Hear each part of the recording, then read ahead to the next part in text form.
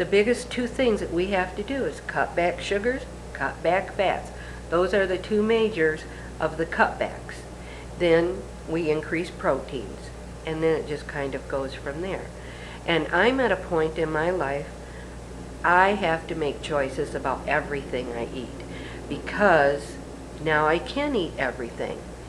It's available to me. The diet says you can eat it, but I have to decide, do I really want to eat it?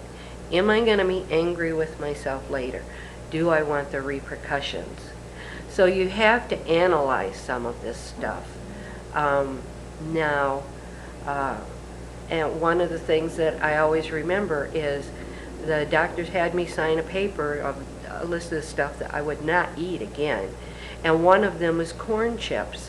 So, because corn chips can damage our pouch. So, because they're very sharp and all of that.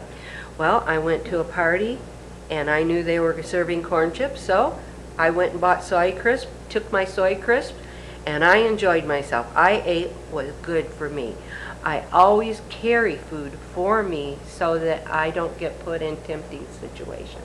I've had the RNY, and the gastric sleeve does the same thing.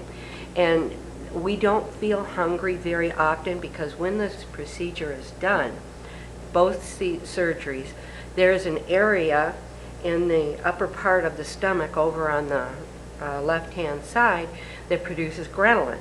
Ghrelin is what causes you to feel hunger. And so for the first, I'm only now starting to feel times when I'm truly hungry.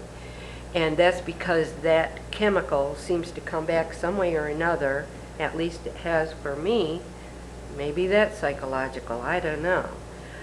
But, so we do have that benefit of that part is permanently separated from our stomach. So we don't have the ghrelin hormone that will go up to our brain and says you're hungry. So one of the things we do is we put ourselves on an eating schedule. So you have to have between 4 and 5 hours between a meal.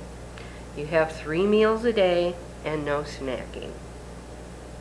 If you start snacking a little bit here and a little bit there, you'll discover that you have eaten enough to take care of another whole meal, or you'll just start eating more and you'll gain back the weight. One of the things that I have learned is the people that stick to an eating schedule do not gain their weight back quite like the people that do not stick to the schedule.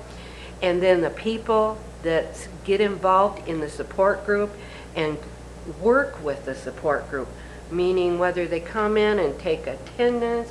One of the other things our support group does is we give out food baskets.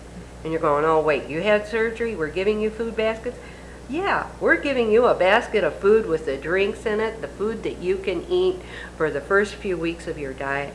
Your taste buds are going to change, so then we give you foods that you can try different flavors. And you haven't gone to the store and spent a whole lot. We give you small silverware because you need to learn to eat small portions, small bites. I try to not eat anything any larger than the size of a dime, because then I have a tendency to start shoving too much food into my mouth again. And you know what? One of the things I was thinking about just yesterday, you know, I had one little teeny bite of this, and you know what? It tasted just as good as the big bite. And I had a lot less calories.